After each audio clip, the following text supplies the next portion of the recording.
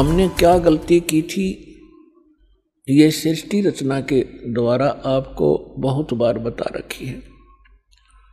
आज विषय दूसरा है, इस करके थोड़ा सा हिंट देंगे, जिसमें परमात्मा ने सतलोक, अलखलोक और ऊपर के अगम और अनामी लोक सभी उत्पन्न कर दिए अपने वचन से अजर अमर। और परमात्मा ने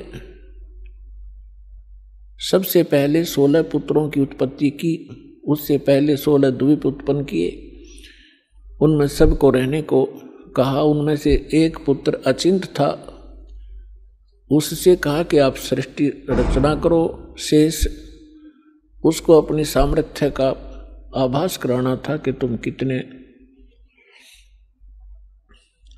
सक्षम हो और क्या कर सकता है प्राणी परमात्मा के अतिरिक्त। तो उसने अपने वचन से अक्षर पुरुष की उत्पत्ति की। श्रीमद् भगवत गीता अध्याय नंबर 15 के श्लोक नंबर 16 और 17 में 3 पुरुष हैं, सरपुरुष, अक्षर पुरुष और उत्तम पुरुष है तो अन्य, उसको परम अक्षर पुरुष यानी परम अक्षर ब्रह्म कहते हैं। जो श्रीमद् भगवत गीता अध्याय नंबर 7 के श्लोक 29 में गीता ज्ञानदाता कहता है कि अर्जुन, जो व्यक्ति जरा और मरण से छूटने के लिए ही प्रयत्नशील हैं, उससे मोक्ष पाना चाहते हैं, वृद्धावस्था से और मृत्यु से, वो उस तत्परम से परिचित हैं, संपूर्ण अध्यात्म ज्ञान से परिचित हैं और सब कर्मों से वो वेल नोन है। वही लोग यहाँ से निकलने की, मृत्यु से और जरा यानी बुढ़ापे के दुख से छूटने का प्रयत्न करते हैं, तो वो उस तत्ब्रह्म से परिचित होते हैं। अर्जुन ने 8वें अध्याय के प्रथम मंत्र में पूछा कि वो तत्ब्रह्म क्या है। गीता ज्ञानदाता ने 8वें अध्याय के 3रे श्लोक में कहा कि वो परम अक्षर ब्रह्म है। यानी गीता ज्ञानदाता से अन्य है वो समर्थ शक्ति। तो 15वें अध्याय के गीता जी के 16 और 17 श्लोक में 3 पुरुष हैं, सरपुरुष, अक्षर पुरुष, और 17वें श्लोक में कहा कि उत्तम पुरुष है तो अन्य है।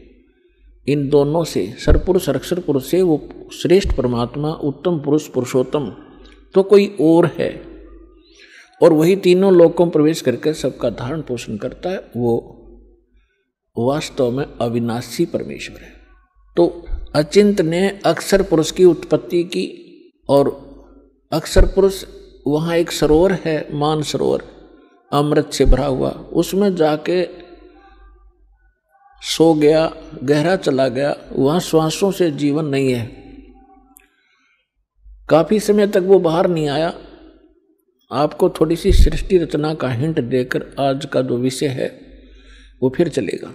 अचिंत ने देखा अक्षर पुरुष सरोवर के अंदर, निद्रा के अंदर, गहरी निद्रा में सो रहा है, और अक्षर पुरुष के बिना अचिंत सृष्टि नहीं कर सकता।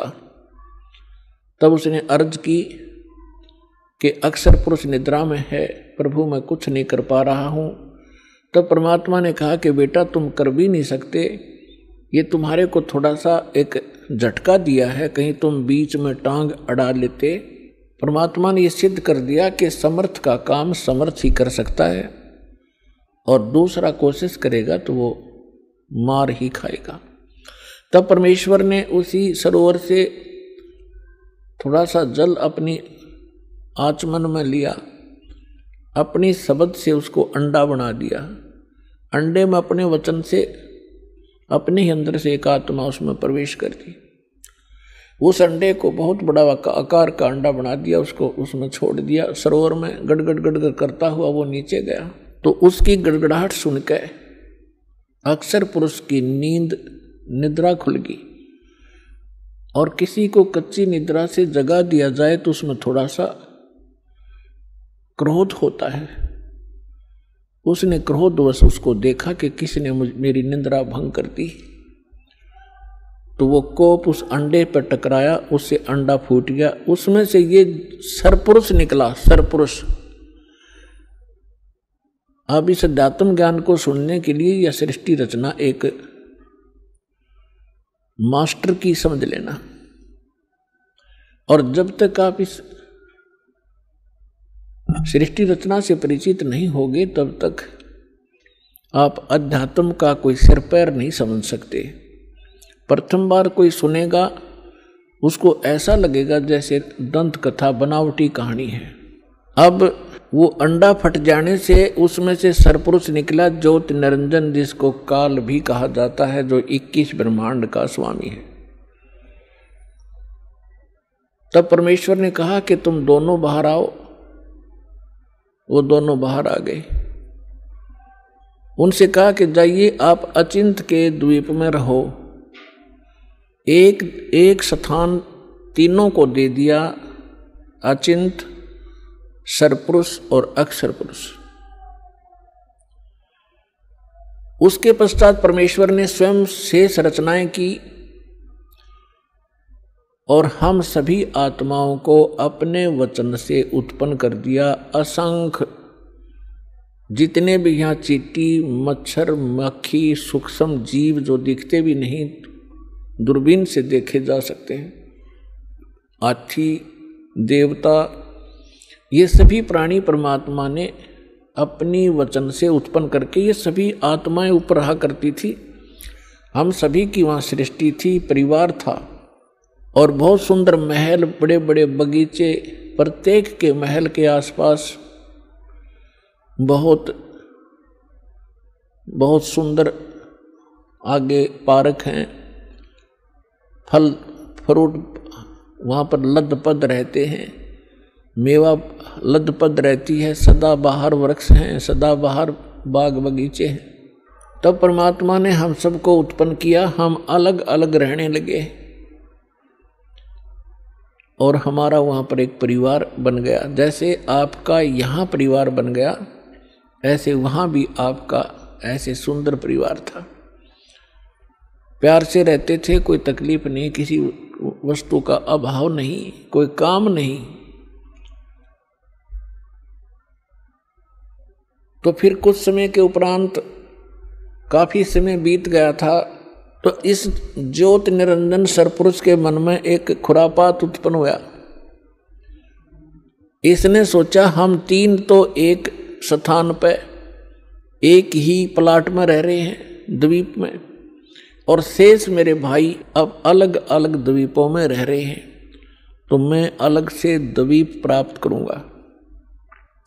इसने अलग से स्थान प्राप्ति के लिए तप शुरू किया, एक पैर पे खड़ा होकर। एक पैर पे खड़ा होकर के इसने तप किया, कभी उस पैर को रख ले, कभी उसको, और हम फिर इसके जाल में कैसे फंसे। हम इस ज्योत स्वरूपी निरंजन को देखने लगे और इसके इस ड्रामे को, इस एक्टिंग को, इस तपस्या को हम देखकर प्रभावित हो गए और ये सोचने लगे बड़ा कमाल कर दिया इसने, एक पैर पर खड़ा है, ओहो कितने युग बीत गए, कितना समय बीत गया। तो ये समझ, आज हमारे अंदर भी एक ऐसी प्रेरणा, ये धारणा या कमजोरी आज भी विद्यमान है। जैसे कोई एक्टर, कोई हीरो या हीरोइन, अभिनेता, अभिनेत्री, आप उसको देखते हैं, फिल्म वगैरह देखते हैं उनकी, तो उनसे इतने प्रभावित हो जाते हैं ये जवान नौजवान बच्चे, लड़के या लड़कियां, और वो कभी यहाँ आजा बरवाला में या हिसार में, तो ये नादान बालक है, उसको देखने के लिए वहाँ कई हजारों की संख्या में इकट्ठे हो जाएंगे और वो अपनी रोजी रोटी के लिए चटक मटक करते हैं और ये फजूल में मुफ्त में डले ढोने के लिए उसको देखने जाते हैं, उन पर इतने आसक्त हो जाते हैं और उनको अपना फेवरेट हीरो और हीरोइन बोलते हैं। मैं बताऊं, उनसे लेना एक न देने दो, वो उनको बता टिंडे देंगे, वह अपने लिए नाचें कूदें बकवाद करें, दो पैसे इकट्ठे करने की खातिर, और ये मुंह बाएं देखें जहाँ उसकी खातिर वो खड़ी इतने किलोमीटर पे। तो ये कमजोरी हमारे वहाँ हुई थी। हमें सारी सुविधा वहाँ प्राप्त थी, हमारा समर्थ भगवान हमारे को सब सुविधाएं दे रहा था और उस सुविधाओं को भूलकर परमात्मा के एहसान को भूलकर हम इस नीच को देखने लगे, इस काल को। हम इस पर आसक्त हो गए, जैसे ये बच्चे हो जाते हैं एक्टर्स पर। परमात्मा ने बहुत बार आकाशवाणी की कि बच्चों इसके इस ड्रामे न मत देखो, मस्त रहो तुम।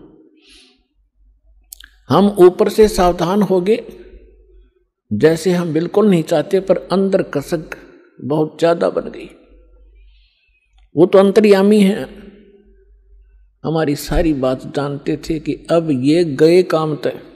जब उसने 70 युग तक तप किया, तब परमेश्वर ने पूछा कि बोल ज्योत निरंजन, आप क्या चाहते हो, क्यों ऐसा ये हठ कर रहे हो।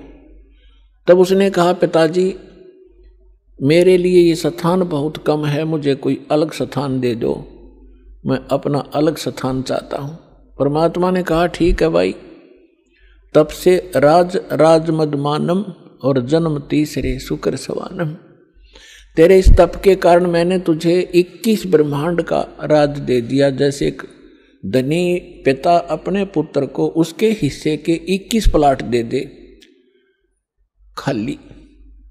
अब उन ब्रह्मांडों को पाकर ये कभी उसमें जा रहा है, कभी उसमें कूद रहा है, सारा नाच कूद कर इसने सोची कि इसमें कुछ कंस्ट्रक्शन भी चाहिए। अब वो समर्थ है, सबका सब सारे मटेरियल उस परमात्मा से उपलब्ध हो सकते हैं। इसने फिर तपस्या की, 70 युग फिर तप किया। हम फिर भी इसको बहुत ज्यादा चाह रहे थे, ऊपर से सावधान थे पर अंदर से कसक गजब की थी। तब परमेश्वर ने पूछा भी बोल क्या चाहता है ज्योत निरंजन, अब तुझे और क्या चाहिए। तब इसने कहा कि भगवान परमात्मा हे पिताजी मेरे लिए मुझे कुछ कंस्ट्रक्शन करने का मटेरियल सामग्री दे दो। तब परमात्मा ने इसको 5 तत्व और 3 गुण दे दिए और कहा ले बेटा खेल खिलौनों से। इनको पाकर के इसने फिर सोचा कि अब मैं इसमें कंस्ट्रक्शन भी कर लूंगा और फिर ये यहाँ मुझे अकेले का दिल लगे नहीं, इसके अंदर कुछ प्राणी चाहिए। इसने फिर से हठ योग शुरू किया। जब इसने तीसरी बार 64 युग तप किया तब परमात्मा ने पूछा कि बोल ज्योत निरंजन तू क्या चाहता है। तो जो तूने मांगा मैंने दे दिया, अब क्यों हठ कर रहा है। तब इसने कहा कि प्रभु हे परमेश्वर हे पिताजी मेरा अकेले का दिन नहीं लगता, कुछ आत्मा मुझे दे दो। परमेश्वर ने कहा कि देखो भाई इस और तपस्या के लिए तू कुछ और मांग सकता है, अन्य तेरे को ब्रह्मांड दे दूंगा, लेकिन आत्मा नहीं दे सकता क्योंकि ये मेरे अंश हैं और तू इनको घना दुखी कर देगा और मेरे से देखे नहीं जाएंगे फिर ये। तब इसने कहा था नहीं पिताजी मैं सत्य का राज करूंगा, जो जैसा कर्म करेगा मैं वैसा ही फल दूंगा, मैं कोई अत्याचार अन्याय नहीं करूंगा। परमात्मा बोले भी पर एक बात है, यदि कोई सब इच्छा से तेरे साथ जाना चाहता है तो मैं अलाउड कर सकता हूं, नहीं तो मैं नहीं भेजूंगा अपनी आत्मा को, चाहे तू कुछ भी कहे। तो हम पहले से ही जो यहाँ आकर फंस गए, गधे कुत्ते सूअर मच्छर माखी सांप बिच्छू बनकर धक्के खा रहे हैं, हम पहले से इस पर आसक्त थे। जब ये हमारे पास आया इसने पूछा, इसने कहा कि मैंने पिताजी से ऐसे ऐसे 21 ब्रह्मांड प्राप्त किए हैं, उनमें ऐसे ऐसे बाग बनाऊंगा, उनमें स्वर्ग बनाऊंगा, ऐसे ऐसे झरने बनाऊंगा, हीरे पन्ने जवाहरात के पहाड़ बनाऊंगा, क्या तुम मेरे साथ चलोगे। हम तो पहले ही आसक्त थे। हमने कहा कि यदि पिताजी आज्ञा दे देंगे तो हम चल पड़ेंगे, हम तैयार हैं। इसने पिताजी के पास परमेश्वर के पास जाकर कहा कि हे भगवान कुछ आत्माएं मेरे साथ चलने को तैयार हैं। तब परमात्मा ने कहा कि ऐसे नहीं, मेरे सामने स्वीकृति जो करेगा मैं उसको भेज सकता हूँ। अब पुण्यात्माओं एक समस्या और आती है, क्योंकि हम इस नए ज्ञान में सुनते हैं तो हमारे अंदर इतनी शंकाएं उत्पन्न हो जाती हैं जैसे सावन के महीने में घास फूट जाया करे, निरी शंकाएं पैदा होंगी। पर शंका का समाधान इस सत्संग से होगा। सुनते ही रहना, अपने आप सेटिंग हो जाएगी।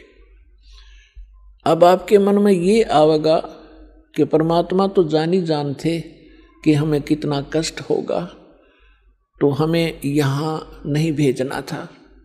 हम अपनी गलती नहीं मानते कि हमने अपने परम पिता को छोड़कर इस नालायक पर आस्था नहीं करनी चाहिए थी, जो हमें सारा सुख दे रहा था, और वो तो त्याग दिया और इस नंग के पीछे लाग लिए जो आप भिखारी उस परम पिता का।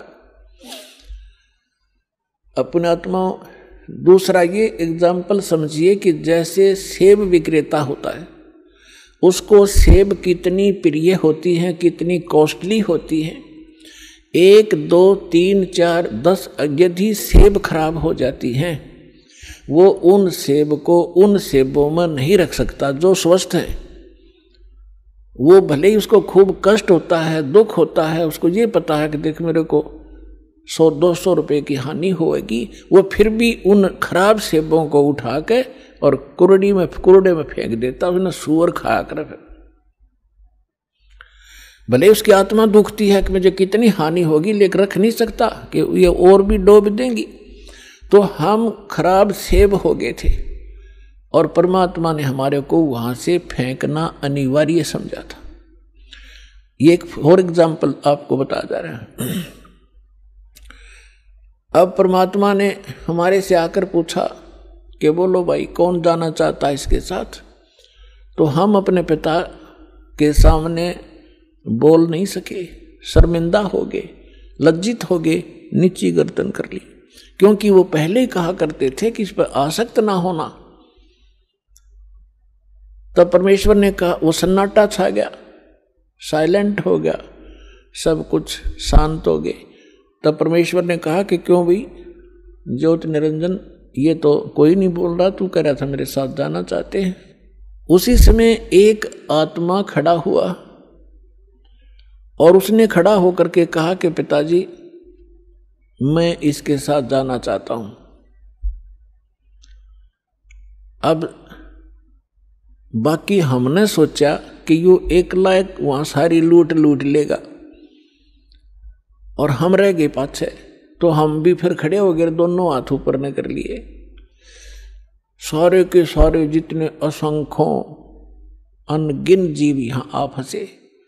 तब परमात्मा ने कहा ठीक है भाई, जो जिसने हृदय से स्वीकृति इसकी की है उसको मैं इसके साथ भेज दूंगा, लेकिन आप जाइए अपने ब्रह्मांडों में, मैं इनको वहां भेजने का तरीका दूसरा अपनाऊंगा। तो परमात्मा ने क्या किया कि जिस आत्मा ने सबसे पहले स्वीकृति दी थी उसका एक युवा लड़की बना दिया अपने वचन से, और उसके अंदर हम सभी प्राणियों को सूक्ष्म रूप बनाया और सूक्ष्म बना दिया हमारा स्वरूप, और सभी को अपने वचन से उस लड़की के शरीर में प्रवेश कर दिया। अपनात्मा अब वैज्ञानिक तरीके से आप अच्छी तरह समझ सकते हो कि हमारे ब्लड के अंदर कितने जीवाणु हैं। 1 ग्राम ब्लड के अंदर 40-40 लाख जीवाणु, ये डॉक्टर लोग बताते हैं कि इतने बैक्टीरिया हैं, इतने फलाने हैं। तो इसको समझने में कति देर नहीं लगेगी। तो इसी प्रकार परमात्मा ने उस लड़की के शरीर में हम सभी को सूक्ष्म बनाकर प्रवेश कर दिया। अब वो लड़की कौन है? ये अष्टंगी है, दुर्गा है, और हम सभी उसमें प्रवेश कर दिए। अपने पुत्र सहजदास को जो परमात्मा ने सबसे पहले 16 वचन से उत्पन्न किए थे, उनको ही वो विशेष वहाँ की व्यवस्था के लिए प्रयोग करते हैं। तो सहजदास को कहा कि जा इस अपनी बहन को ले जा और इस ज्योति निरंजन के पास उसके ब्रह्मांडों में छोड़िया, और उसको बता देना कि मैंने इस लड़की को, बेटी को एक वचन पावर दे दी है, जितने जीव वो कहेगा या उत्पन्न कर देगी वचन से, और जितनी आत्माओं ने तुम्हारे साथ जाना चाहा था इसके शरीर में प्रवेश है। सहजदास ने जाके सब कथा सुना दी और लड़की को छोड़कर वापस आ गया। अब इस ज्योति निरंजन ने अब ज्योति निरंजन के मन में ये दोष आया, अकेली युवा लड़की को देखकर इसने यह एक और भयंकर गलती कर दी। ये विषय वासना वश होकर लड़की के साथ दुराचार करने की चेष्टा करने लगा। तब लड़की ने कहा कि ज्योति निरंजन देखो, आप पिता के वचन से उत्पन्न हुए अंडे से, आप मेरे बड़े भाई हो, उसके बाद हमारी उत्पत्ति उसी परमेश्वर ने की है। मैं आपकी बहन और आप मेरे बड़े भाई, ये दुष्कर्म ना करें। मेरे को परमात्मा ने वचन दिया है, वचन शक्ति दे रखी है, जितने जीव आप कहोगे नर और मादा मैं वचन से उत्पन्न कर दूंगी। लेकिन उसने एक नहीं सुनी और उसी समय उसने उस लड़की को, परमात्मा ने एक और रजा बख्शी थी कि उस लड़की को प्रजनन इंद्री नहीं लगाई थी, बाकी शेष सब फीचर्स जो थे वो सब लड़की वाले थे। तो उसने अपनी नख रेखा से, नाखूनों से प्रजनन इंद्री बना ली। अब लड़की ने देखा कि जुल्म करेगा, मेरी इज्जत लूटेगा, तो उसने एकदम सूक्ष्म रूप बनाया और वो जो ही उसके साथ दुराचार करने की स्थिति में हुआ, मुंह खोला बकवाद के लिए, उसके मुख के माध्यम से पेट में चली गई।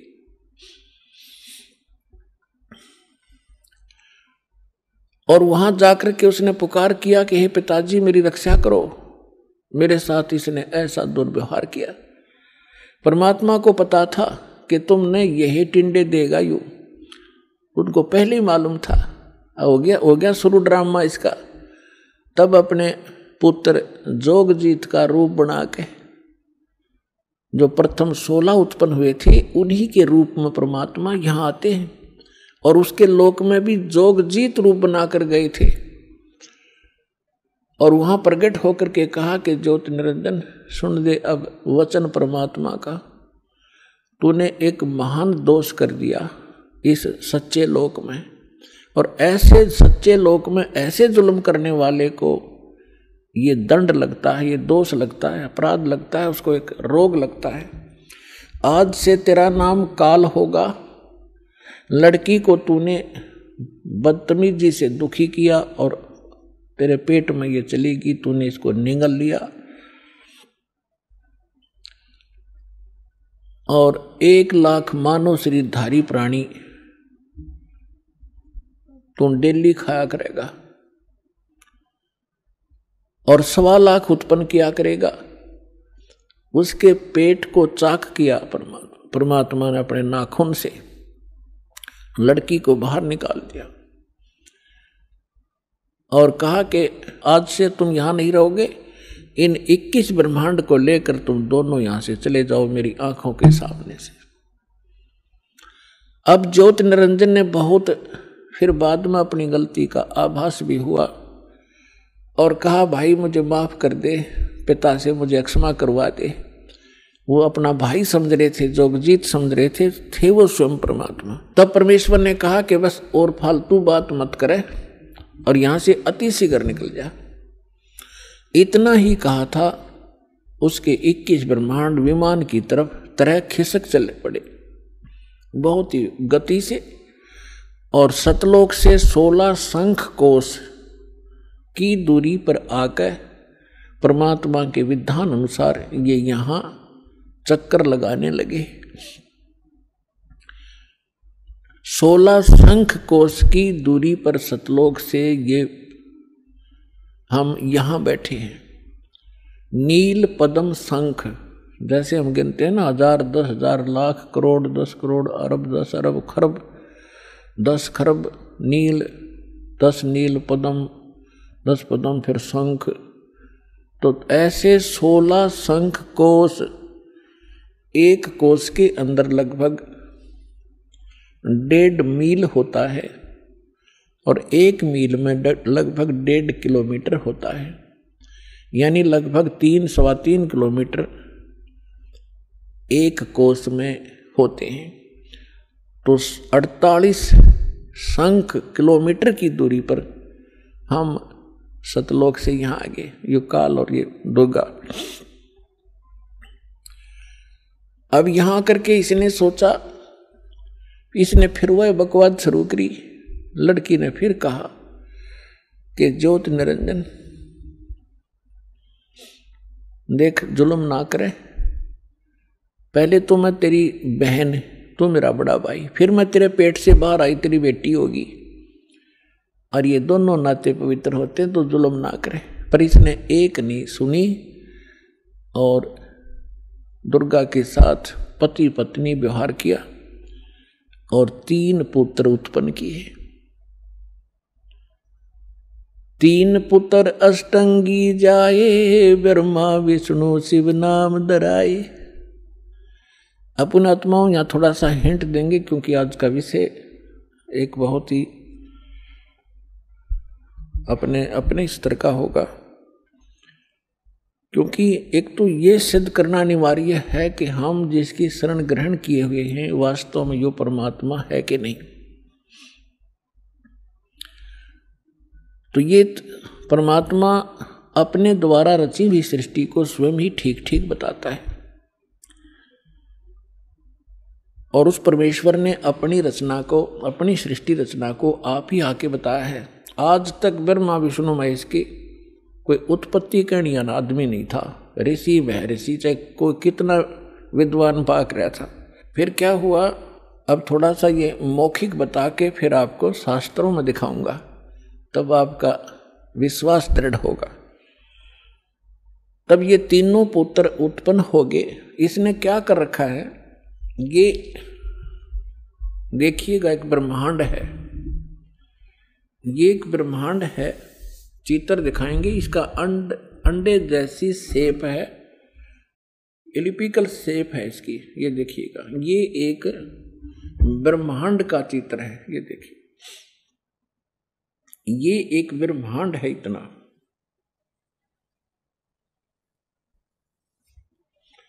और इसमें क्या क्या स्थिति है देखिएगा।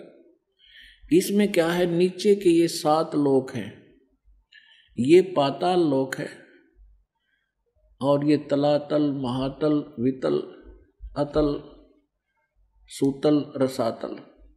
ये पाताल लोक, ये पृथ्वी लोक, और ये शिव का लोक, ब्रह्मा जी का लोक, विष्णु जी का लोक, ये कोमन स्वर्ग और नरक, और ये इंद्र का लोक, स्वर्ग के राजा का लोक, ये धर्मराय का लोक जो न्यायाधीश है, ये मानसरोवर है, ये शपथपुरी सप्तऋषियों का अलग से नगरियां हैं, ये एक एक द्वीप है, और ये है ब्रह्मलोक।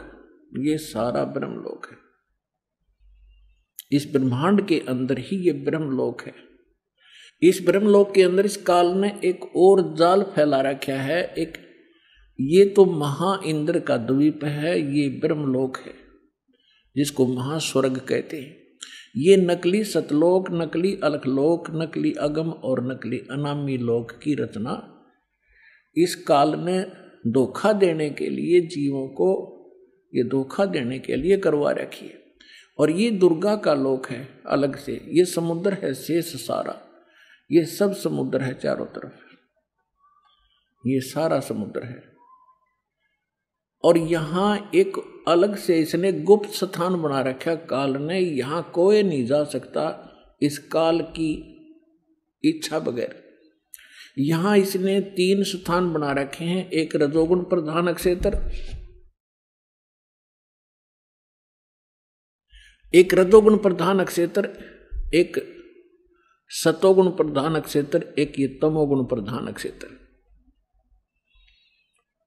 जैसे किसी कक्ष में, किसी मकान में, बिल्डिंग में, हाउस में 3 कक्ष हों और एक कक्ष में लगे हों ये अश्लील चित्र, और दूसरे में लगे हों साधु संत फकीरों के, महापुरुषों के, भक्तों के चित्र, और तीसरे में लगे हों शहीदों के, सूरवीरों के चित्र, तो जब व्यक्ति उन अश्लील चित्रों वाले कक्ष में प्रवेश करेगा, उनकी देखकर उन बकवादों को मन में उसी प्रकार के भाव नेचुरली रहेंगे, चाहे वो 2 घंटे रहे चाहे 3 घंटे रहे, उनमें दृष्टि पड़ी ना और मन में वो दोष उत्पन्न होंगे, तो उसमें वो रजोगुण युक्त रहेगा। और जब सतोगुण प्रधान स्थान पर जाएंगे, जहाँ साधु संत फकीरों के महापुरुषों के चित्र लगे हों, उनकी हिस्ट्री लिखी हो, तो वहाँ जाकर के उसमें अपने आप एक साधु जैसा स्वभाव बन जाता है। और तीसरे, जहाँ सूरवीरों के शहीदों के फोटो लगे हों, तो उनकी कथाओं से उनके बलिदान को देखकर वैसा ही स्वभाव बन जाता है। इस काल ने ये जाल फैला रखे, ये परमात्मा कबीर जी ने आके हमें बताया। अब भगवान बनाइया इसकी जड़ ने कौन खोद है, ऐसा जाल फैला रखा है। ब्रह्मा विष्णु महेश को पता नहीं हमारा पिता कौन है, और उस परम पिता ने आके इनकी एक एक दाना दाना गिनवा दिया।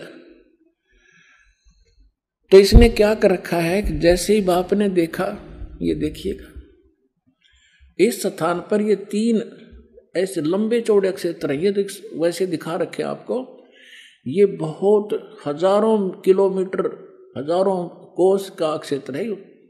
इस क्षेत्र में ये रजोगुण प्रधान क्षेत्र है। तो ये क्या करता है, इसमें स्वयं ये ब्रह्मा का रूप बना लेता अपने पुत्र, जैसे ये ऐसा रूप, और अपनी पत्नी दुर्गा को रखता है सावित्री रूप में। इन दोनों के योग से, पति पत्नी व्यवहार से जो पुत्र उत्पन्न होता है वो ऐसी शकल का और इसी विचारों का बन जाता है। ये तब तक इसी में रहते हैं जब तक इसका जन्म ना हो ले, और फिर उसको वहीं परवरिश के लिए रख देते हैं, कोमा में रखते हैं। जब तक ये युवा नहीं हो जाते तो ये कोमा में रखते हैं और वैसे उनकी परवरिश जारी रखते हैं। उसके बाद फिर ये यहाँ आ जाते हैं सतोगुण प्रधान क्षेत्र में। यहाँ ये विष्णु रूप बना लेता है और अपनी पत्नी दुर्गा को ये लक्ष्मी रूप बना लेता है। इन दोनों के संयोग से जो पुत्र उत्पन्न होता है वो सतोगुण युक्त हो जाता है और इस जैसी ही शकल का बन जाता है। और यहाँ देखिएगा, और जब ये तमोगुण प्रधान क्षेत्र में जाता है तो वहाँ ये ऐसी वेशभूषा बना लेता है और दुर्गा को ये ऐसे पार्वती जैसी शकल बनाकर वहाँ रखता है। इन दोनों के संयोग से जो पुत्र उत्पन्न होता है वो इस जैसी शकल का बन जाता है। फिर इन तीनों को ये कोमा में रख देता है, और जब ये जवान हो जाते हैं, युवा हो जाते हैं, इन तीनों को इकट्ठा कर देता है।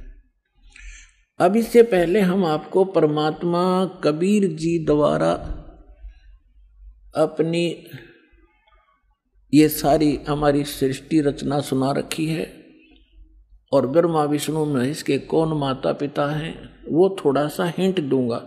उसके बाद फिर आपको दिखाएंगे इन हमारे सदग्रंथों में, जिनको हम शिरोधार्य मानते थे, और सत्य ज्ञान युक्त पुराण, वेद, गीता, इनमें आपको रूबरू करेगा ये दास। तो परमात्मा को हम अशिक्षित मानते थे और ये कहा करते ये क्या जाने धानक दुल्हा, इसने संस्कृत आती नहीं, क्या जाने वेदों और गीता और पुराणों के गूढ़ रहस्यों को। अरे भगवान तो चिट्ठी से लेकर हाथी तक की भाषा जानता है, वो सब प्राणियों की भाषा जानता है। अब ये सिद्ध भी कर देगा दास आपको कि उस परमात्मा ने कैसे रजा बख्शी। अब देखिएगा अपनात्माओं, दास जो वचन बोल लेगा ये सोच लेना 100% सच समझ लियो। अब ये जो इंस्ट्रूमेंट प्रोजेक्टर बनवाए हैं परमात्मा की देन है आप पुण्यात्माओं के लिए। पहले ये लोग अपनी अपनी कथा सुनाया करते थे, सदग्रंथों का नाम लिया करते थे, कोरी बकवाद सुनाया करते थे, शास्त्र विरुद्ध ज्ञान देते थे, और हम इसलिए संतुष्ट रहते थे कि ये सभी विद्वान हैं, सदग्रंथों से परिचित हैं और इन्होंने ठीक ठीक सदग्रंथों को समझा होगा। आज पता चलेगा ये किसे विद्वान थे, ये खाकी कक भी पता नहीं था इनको, और उस परम पिता को जिसको धानक दुल्हा एक मजदूर और शूद्र कह के रिजेक्ट कर रखा था लाल को, उन्होंने 600 वर्ष पहले वो ज्ञान सुना रखा है जो वेदों और गीता पुराणों के अंदर विद्वान है। तो इससे पहले परमात्मा ने जो 600 वर्ष पहले ज्ञान धर्मदास जी को दिया था वो रूबरू करता हूं। ये देखिएगा कबीर सागर, ये वो सूक्ष्म वेद है।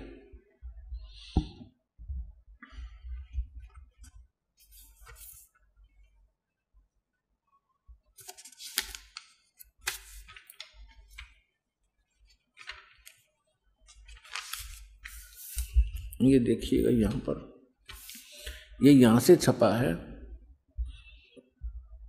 मुद्रक एवं प्रकाशक हैं खेमरा श्री कृष्ण दास, अध्यक्ष श्री वेंकटेश्वर प्रेस, खेमरा श्री कृष्ण दास मार्ग, मुंबई।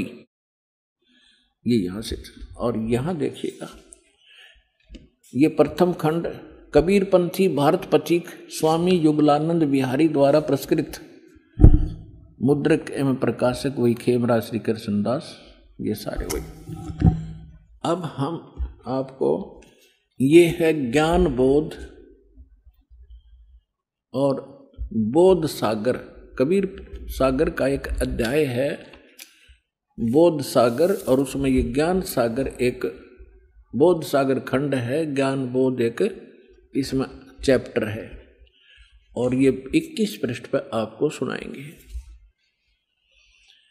यहां कहा है धर्मदास ये जग बोराना, कोई न जाने पद निर्वाणा। परमात्मा धर्मदास जी से कह रहे थे कि धर्मदास, इस मोक्ष मार्ग को से कोई परिचित नहीं है, और ना ब्रह्मा विष्णु महेश की सतिथि से परिचित हैं। ये सारा विश्व भ्रमित है, ये सब यथार्थ ज्ञान से परिचित नहीं है, इसलिए मैं तुझे तेरे को ये कथा सुनाई है। देखिएगा, धर्मदास ये जग बोराना, कोई न जाने पद निर्वाण। निर्वाण माने मोक्ष मार्ग, पद माने मार्ग। यही कारण मैं कथा पसारा, जग से कहिए वो राम नियारा। ये गलती से मिसप्रिंट है। यही ज्ञान जग जीव सुनावो, सब जीवों का भरम नसावो। अब मैं तुमसे कहूँ चताई, तेरे देवन की उत्पत्ति बाई। होय होय, इन तीनों देवताओं का उत्पत्ति बताता हूँ तेरे को, जिनको तुम अजर अमर माना करते थे। इनके कोई माता पिता नहीं, ये सर्वेश्वर हैं, ये अजर अमर हैं। अब तुम्हें दिखाता सुनाता हूं इन तीनों देवताओं की उत्पत्ति। अब मैं तुमसे कहूँ चिताई, तेरे देवन की उत्पत्ति भाई। कुछ संक्षेप कहूँ गहुराई, सब संशय तुमरे मिट जाई। भरम गए जग वेद पुराना, आदि राम का वेद न जाना। राम राम सब जगत बखाने, आदि राम कोई बिरला जाने। आदि राम माने सनातन परमात्मा, यह इन्होंने नाम लिखा है, ये मिसप्रिंट है। तो राम राम सभी कहते हैं, लेकिन उस आदि राम को, उस सनातन परमात्मा को कोई नहीं जानता। देखिएगा ज्ञान, अब मैं जो कथा सुनाने जा रहा हूं, ज्ञानी सुने तो हृदय लगाई, मूर्ख सुने तो गम ना पाई। विद्वान पुरुष सब प्रमाणों को देखेंगे, तुरंत स्वीकार कर लेंगे, और जो मूर्ख होंगे या कोई जानबूझ के ईर्षावश नहीं स्वीकार करेंगे, तो उनकी बात यहाँ नहीं है। जो बुद्धिमान होंगे इस ज्ञान को तुरंत हृदय से लगाएंगे। अको हो सारे प्रमाण। और परमात्मा कहते हैं जानबूझ साची तजय, और करे झूठ तैने, और ताकि संगत है प्रभु सपने में भी ना दे। ऐसा दुष्ट सामने प्रमाण देख के और फिर नखरे करता है। तो जानबूझ साची तजय और करे झूठ तैने, तो ताकि संगत है प्रभु कहते सपने भी में ना दे। ऐसा दुष्ट कभी कहते कभी ना मिलाइयो इसे व्यक्ति ने। सामने प्रमाण है और फिर नहीं मान रहा है। तो यहाँ परमात्मा कहते हैं ज्ञानी सुने सो हृदय लगाई, मूर्ख सुने तो गम ना पाई। अब क्या बताने जा रहे हैं? माँ अष्टंगी पिता निरंजन, माँ अष्टंगी पिता निरंजन, ये जम दारुण वंशन अंजन। पहले कीन निरंजन राई, पीछे से माया उपजाई। कहते हैं पहले उस ज्योत निरंजन की उत्पत्ति की थी अंडे से, और पीछे से दुर्गा बनाई थी, उत्पत्ति की थी। पहले कीन निरंजन राई, पीछे से माया उपजाई। माया रूप देख अति शोभा, देव निरंजन तन मन लोभा। दुर्गा के उस स्वरूप के ऊपर आसक्त होकर इस काल ने यह गलती की। कामदेव धर्मराय सताए, देवी को तुरंत धर खाए। इसके अंदर विषय वासना प्रबल हुई। धर्मराय इस काल को भी कहते हैं। इसने कहा था मैं सत्य का राज करूंगा, मैं धर्म का राज करूंगा, तो तब इसको धर्मराय कहा करते थे। और जब इसने लड़की के साथ जुल्म किया, इसको काल कहा गया। अब क्या कह रहे हैं? माया रूप देख अति शोभा, देव निरंजन तन मन लोभा। कामदेव धर्मराय सताए, हे देवी को तुरंत दर खाए। पेट से देवी करी पुकारी, हे साहेब मेरा मोह करो उबारी। टेर सुनी सतगुरता आए, अष्टंगी के बंद छड़वाए। अब यहाँ पर इन कबीर पंथियों ने थोड़ा बहुत अपने हिसाब से 19-21 कर दिया। इसमें लिखा है परमात्मा ने कहा था टेर सुनी तहाँ हम आए, और परमात्मा ने इस मूल ज्ञान को थोड़ा छुपाना था, इसलिए इन्होंने कबीर पंथियों के समझ में नहीं आई। ये कबीर जी को तो सतगुरु मानते हैं और सतपुरुष को निराकार बताते हैं, इन दोनों को अलग अलग मानते हैं, तो इनको ज्ञान नहीं था। अब क्या कहते हैं? धर्मराय को हिकमत कीना, इस काल ने नख रेखा से भग कर लीना। दुर्गा को नाखनों की से द्वारा स्त्री इंद्री लगाई। धर्मराय करे भोग विलासा, माया को रही तब आशा। यानी अष्टंगी प्रेग्नेंट हुई। 3 पुत्र अष्टंगी जाए, जाए माने उत्पन्न किए, और ब्रह्मा विष्णु शिव नाम धराए। ओए होए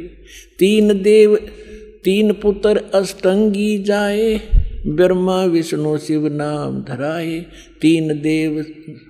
3 देव विस्तार चलावे, इनमें ये जग धोखा खावे। पुरुष गम कैसे कोई पावे, काल निरंजन जग भरमावे। पुरुष माने परमात्मा, सतपुरुष की गम माने उसकी जानकारी कैसे कोई पावे, ये काल सबको भ्रमित रखता है अज्ञान के द्वारा।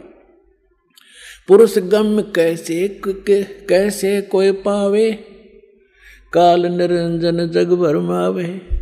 3 लोक अपने सुत दीना, सुन निरंजन बासालीना।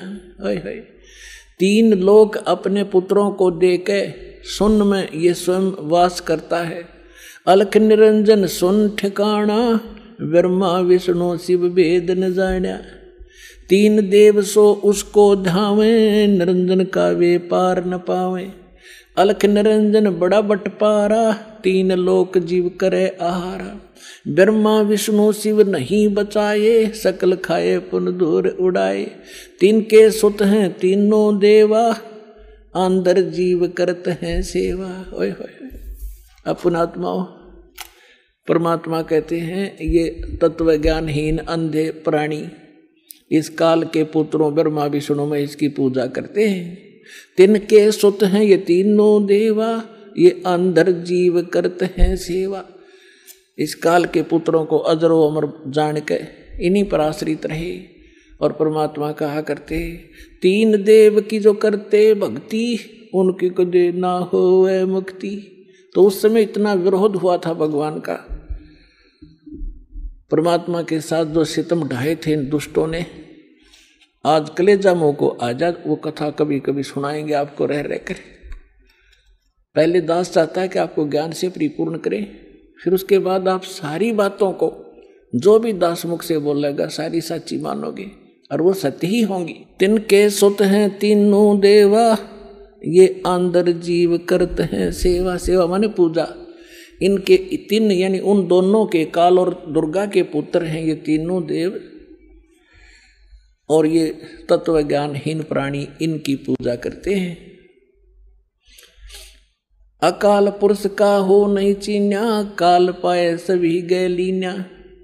3 देव और असुर अवतारा, ताको भजय सकल संसारा। ब्रह्मा विष्णु महेश और इन्हीं के अवतार राम और कृष्ण को ये सारा संसार उन्हीं को भजता है, उन्हीं की पूजा करता है। 3 गुणों का यह विस्तारा, धर्मदास मैं कहूँ पुकारा। गुण तीनों की भक्ति में ये भूल पड़ो संसार। कहे कबीर निज नाम बिन कैसे उतर पारे। अपने आत्माओं, परमात्मा ने एक वचन इसमें बोला है, गुण तीनों की भक्ति में ये भूल पड़ो संसारी। कहे कबीर निज नाम बिन कैसे उतरो पार। ये 3 गुण क्या है?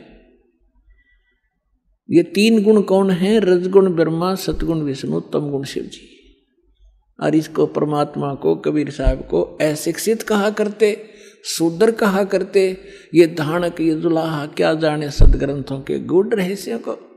और परमात्मा ने वो अमृत वचन बोल रखे हैं, इतने गूढ़ शब्द बोल रखे हैं, ये नकली नहीं समझ सके उस परमात्मा के गूढ़ रहस्यों को। और परमात्मा सारे गूढ़ रहस्यों से परिचित थे।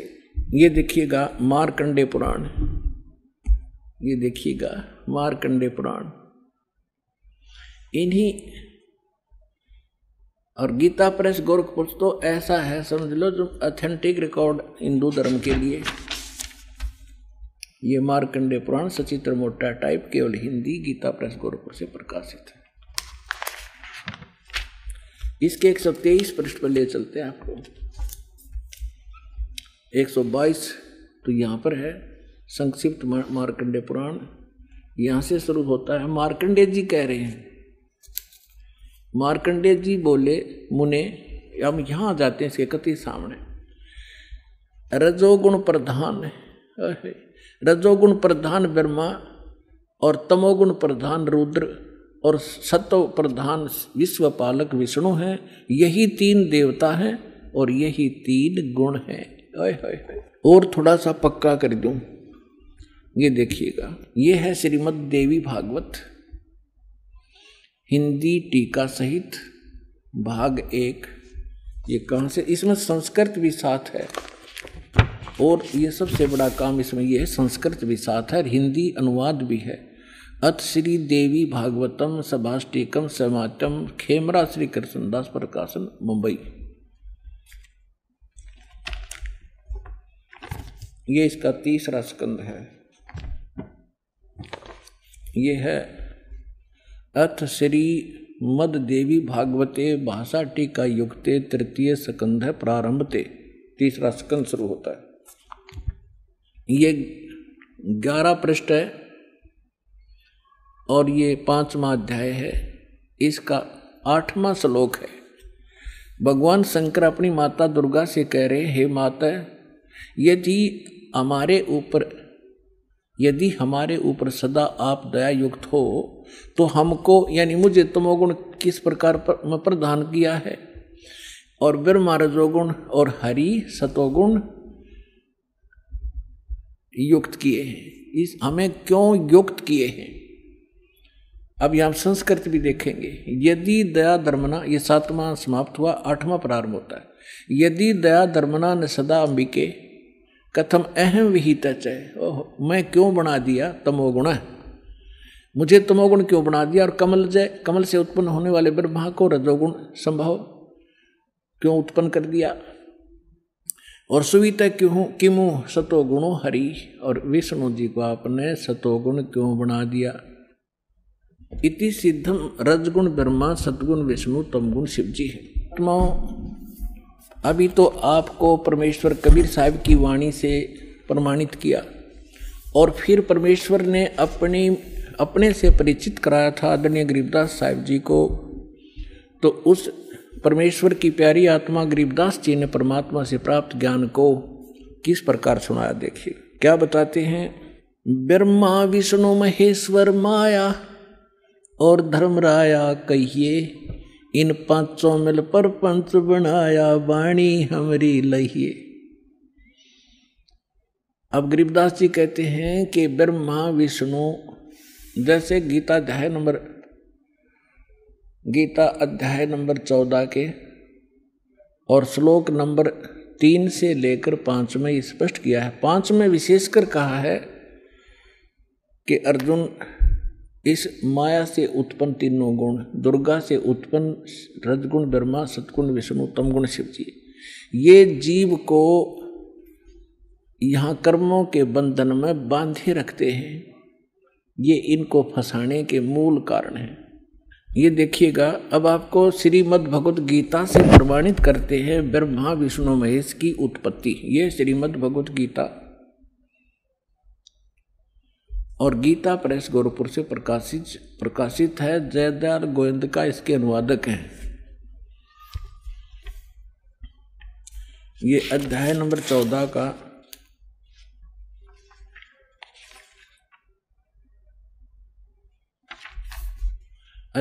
14 का श्लोक नंबर 3 से 5 सुनाएंगे आपको।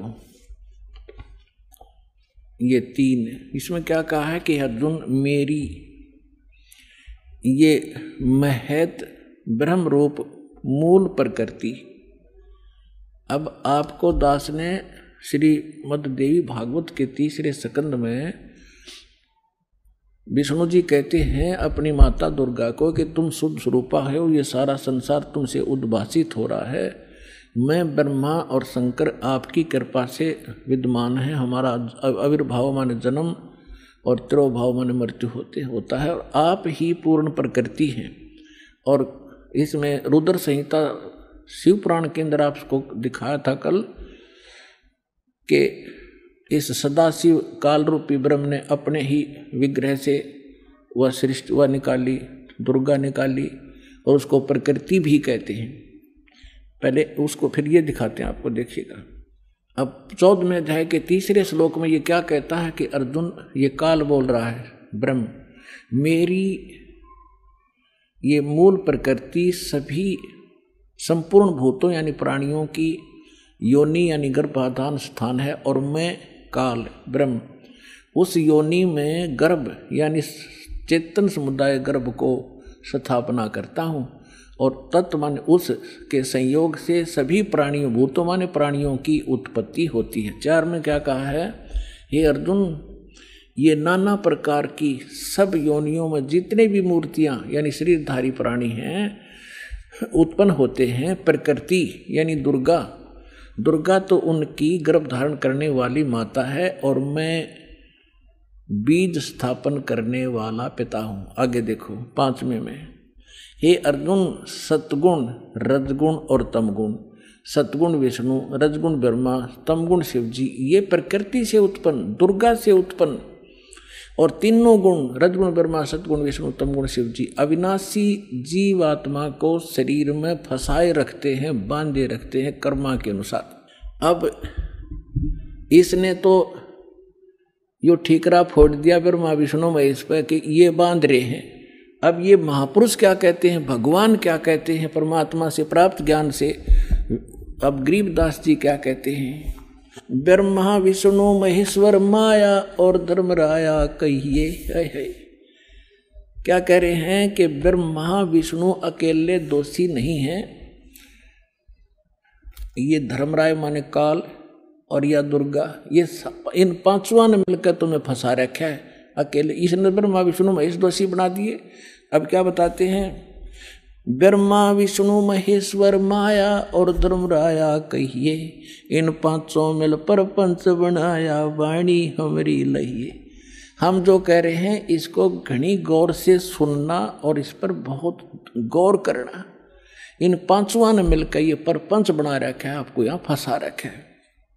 ये है खोखापुर की बाजी, बिष्ट बखुंट दगासी साजी, ये कृत्रिम जीव भुलाने बाई, निज घर की तो खबर ना पाई। अपने निज घर का तो ये पता भी नहीं लगने देता, ऐसा जालिम है ये काल। 1.25 लाख उपजे नित हंसा और 1 लाख विन से नित अंसा। 1.25 लाख उत्पन्न करता है और 1 लाख को रोज खाता है। उत्पत्ति खपती प्रलय फेरी, हर्ष शोक जोरा जम जेरी।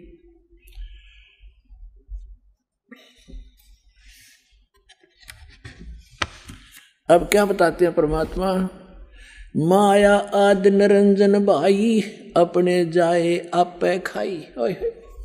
अपने आत्माओं, आप जब इस ज्ञान से परिचित होगे, आपकी आत्मा गदगद हो जाएगी। और तेरा गजब हो, कहाँ फंस रहे थे और क्या हम ज्ञान लिए बैठे थे। अब क्या बता रहे महापुरुष, माया आदि निरंजन भाई, ये अपने जाए आप पे खाई। ज्योत निरंजन और ये दुर्गा आप पे पैदा करते हैं और आप पे खावे सारे ने। अब दुर्गा खाती नहीं, इसका सहयोग दे रही है। अब इसके विवश होगी, अपने पाप कर्मों के कारण हम इसके पराधीन हो गए। और इसने दुर्गा को इतना डरा रखा है कि तू मेरा भेद किसी को नहीं बतावेगी, नहीं तो तेरी खैर नहीं है। इसने इस डर के कारण ब्रह्मा विष्णु महेश को भी काल का जिक्र नहीं कर रखा। ये तो परमात्मा ना का भांडा फोड़ा इसको बेनकाब किया। ये के सांग है, क्या है यो, इसने भगवान मान रहे थे। तुम सुन शिखर में धर्म अन्यायी, ओए होए, सुन शिखर में यो धर्म काल अन्यायी, और जिन शक्ति डायण मैल पठाई। काल ने कहा था कि दुर्गा मेरा भेद किसी को मत देना। मैं आज से प्रतिज्ञा करता हूं कि मैं अपने वास्तविक रूप में किसी के समक्ष नहीं आऊंगा, और तू मेरा भेद नहीं देना और सारे ब्रह्मांड का तू संचालन करना। तब इसने कहा था कि एक तरफ तो मैं औरत इतने बड़े विभाग को कैसे संभालूंगी, आप क्यों ऐसा जुल्म कर रहे हो, आप मेरे साथ भी नहीं रह रहे हो। तब इसने कहा था कि मैं काम तो सारे मैं करूंगा, तुझे निमित्त बनाऊंगा, गुप्त रूप से मैं सब काम करूंगा, तू चिंता मत करना। तो क्या कहते हैं, सुन शिखर में धर्म अन्यायी, ये काल अन्यायी, जिन शक्ति डायण मैल पठाई। अब दुर्गा को कहते हैं इसने भी इसका सहयोग दे दिया, विवश होकर के इसको ये नीचे भेज दी। लाख गरा से नित उठ दूती, ये माया आद तकत की कूती। 1.25 लाख घड़ियां नित भांडे, अंसा उत्पत्ति पर ले डांडे। 1.25 लाख तो पैदा करते हैं डेली, और 1 लाख को मार देते हैं। कहते हैं ये हंसा, ये सब जीवात्मा, प्यारी आत्मा भगवान की जन्म और मरण के इस दंड से दंडित कर रखे। 1.25 लाख घड़ियां नित भांडे, इस शरीर को भांडा बोला है, बर्तन बोला है, इसको चोला भी कहते हैं इसको। तो कहते हैं ये 1.25 लाख ये बर्तन, ये हंस शरीर बनाए जाते मानव के डेली, और 1.25 लाख मारे जाते हैं। 1.25 लाख घड़ियां नित भांडे, हंसा उत्पत्ति पर ले डांडे। ये तीनों चेला बटपारी, सर्जे पुरुषा सर्जी नारी। ये खोखापुर में जीव भुलाने, स्वप्न विष्ट बैकुंठ बनाए। खोखापुर में जीव भुलाए, स्वप्न विष्ट बैकुंठ बनाए। ये है अरहट का कुआ लोई, या गढ़बंजा है सब कोई। कीड़ी कुंजर और अवतारा, अरहट डोर बंधे कई बारा। ये कोटिक करता फिरता देखा, हरहट डोर कहूँ सुन देखा। ये चतुर्भुजी भगवान कहावे, हरहट डोर बंधे सब आवे। अब यहाँ क्या बताना चाहा है आदरणीय गरीबदास साहिब जी ने परमात्मा से,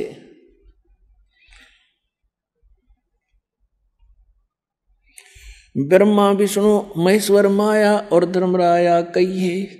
इन 500 मिल पर पंच बनाया, वाणी हमरी लहिए। इन 500 मिल जीव अटकाए, हम युगन युगन आण छुटाए। गरीबदास साहिब कहते हैं, भगवान कबीर साहब बता रहे हैं कि इन 500 ने मिलकर जीवों को फंसा रखा है, और हमने युगों युगों में आकर और इन जीवों को छुटाया और सतलोक ले गए। बंदी छोड़ हमारा नामम, अदर अमर है अस्थिर ठामम।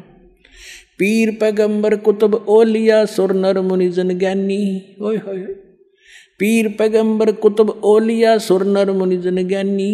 एत्या को तोरा ना पाया, जम के बंदे प्राणी। पुणात्माओं, जब दास ने परमात्मा की एक वाणी पढ़ी थी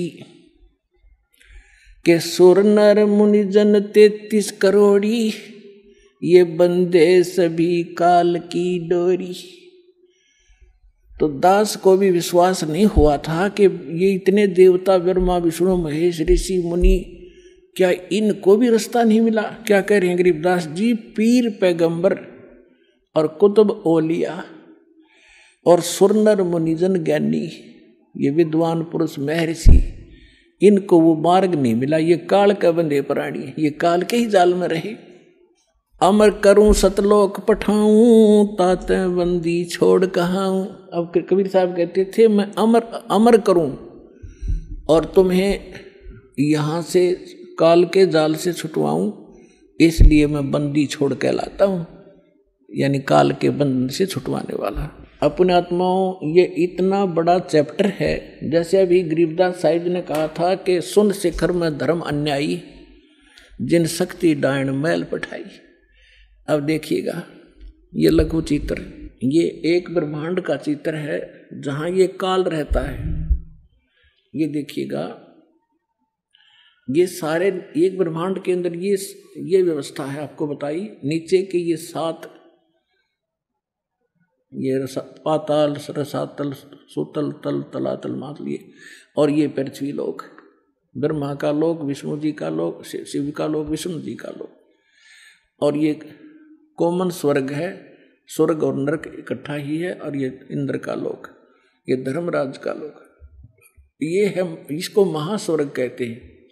ये इतना महास्वर्ग है, ये सारा एक ब्रह्म लोक कहलाता है। इतना ये इसके अंदर अलग व्यवस्था है। तो ये काल यहाँ रहता है, यहाँ पर, और इसने इसका यूं अलग से व्यवस्था है। ये अलग से, इसमें कोई नहीं जा सकता। इस दुर्गा को इसने यहाँ एक अलग से द्वीप दे रखा है। यहाँ ये यहाँ रहती है, इसकी इच्छा होती है तब इसको ये ऊपर लेता है, नहीं इसको फिर नीचे छोड़ देता है। ये फिर यहाँ अपने अलग द्वीप पर रहकर इन सब का, इस पूरे ब्रह्मांड का की देख रेख करती है और इसके संपर्क में रहती है। ये काल यहाँ रहता है ऊपर, और इसके ये ऐसे 21 ब्रह्मांड हैं। ये देखिएगा, ये जो आपने एक ब्रह्मांड देखा था, अब ये समझना ये एक गेंद जो है ये ब्रह्मांड है। ऐसे इसने 5 ब्रह्मांडों को एक स्थान में रोका है, जिसको महाब्रह्मांड बनाया है। तो ऐसे ऐसे 4 महाब्रह्मांडों में 20 ब्रह्मांडों को रोक कर इसने एक 21वां ब्रह्मांड यूं अलग बना रखा है। ये पूरा देखिए एक बार, ये सबसे ऊपर ये अलग एक ब्रह्मांड है। ये वैसे बनाने में, दिखाने के लिए अलग से बनाना, इसकी भी ऐसे ही एलिप्टिकल शेप है ऐसे। तो इसने यहाँ नकली यहाँ एक अलग से ब्लॉक है, यहाँ पर ये लॉक लगा रखा है। प्रत्येक इस सर्कल से निकलने की प्रत्येक भंवर गुफा है, प्रत्येक में।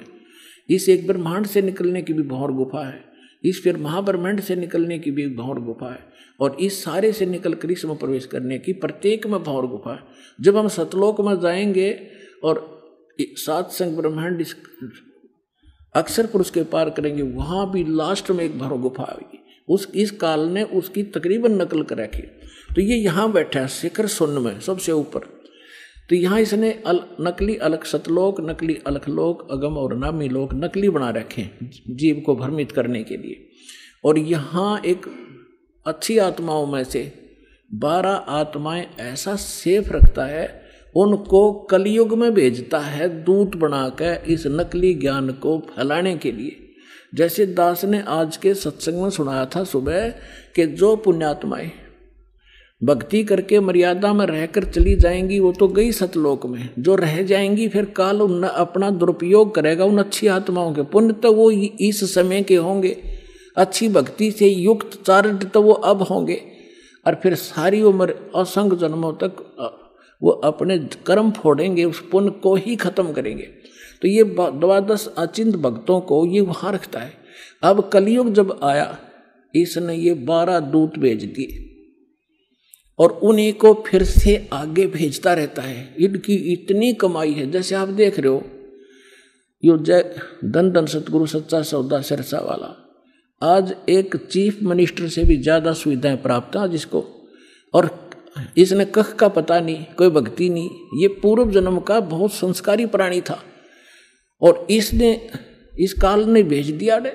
अब ये सारी उम्र खोटे खोदेगा, कति भक्ति नहीं इसके पास और फिर भी इसके ठाठ रहेंगे और लास्ट में इसको ऐसी बुरी मौत मारेगा, ऐसी दुर्गति होगी ऐसे व्यक्तियों की, आगे चल के ना जाने कौन सी योनि में डाल देगा। तो ये इसने ये 12 भक्त अच्छी आत्माएं वहाँ सेलेक्ट रखता है प्रत्येक उसमें, और फिर इनको जैसे ये 12 यहाँ भेजे, उनको रह रह कर फिर जैसे राधा स्वामी शिवदयाल जी जो थे ये अच्छी आत्माओं में थे। उसके बाद फिर ये बाबा जयमल सिंह जैसे, सावण सिंह जैसे, फिर ये बलोचिस्तानी सामस्ताना जैसे, और यो अब सच्चा सौदा सिरसा वाले जैसे, ये सारी पुण्यात्माएं थी। इनके पूर्व जन्म के पुण्य संग्रहित हैं और ये सारी उम्र कति भक्ति तो है नहीं इनके पास, करेंगे खा खिए और फिर भी ये सुखी दिखाई देंगे और सारी इनके वचन में भी थोड़ी बहुत पावर होगी, लोग इससे प्रभावित भी रहेंगे फंसाए रखने के लिए। तो ऐसे ये 12 यहाँ देखना, ये फिर इसने 12 अचिंत भक्तों का निवास स्थान ये अलग बना रखे और ये यहाँ रहता है। यहाँ एक तपस्शिला है, इस तपस्शिला पे 1 लाख मानव शरीरधारी प्राणियों को के सूक्ष्म शरीरों को भूनता है और यहाँ इसका निज स्थान है। ये सुराख है आगे उस अक्षर पुरुष के लोक में जाने का। ये देखिएगा ये यहाँ, अब ये वो 21 ब्रह्मांड हैं ये वाले, बस इतने और इससे निकलकर इसमें से ये 7 संग ब्रह्मांड है, ये सरपुरुष के 21, ये 7 संग ब्रह्मांड हैं अक्षर पुरुष के, परब्रह्म जिसे कहते हैं ये वाले, इतना बड़ा। तो इसमें यहाँ ये 21वां ब्रह्मांड इसका, इसमें से आगे जाने का रास्ता है जो सतलोक को जाता है। अब ये बड़े वाला लेंगे हम,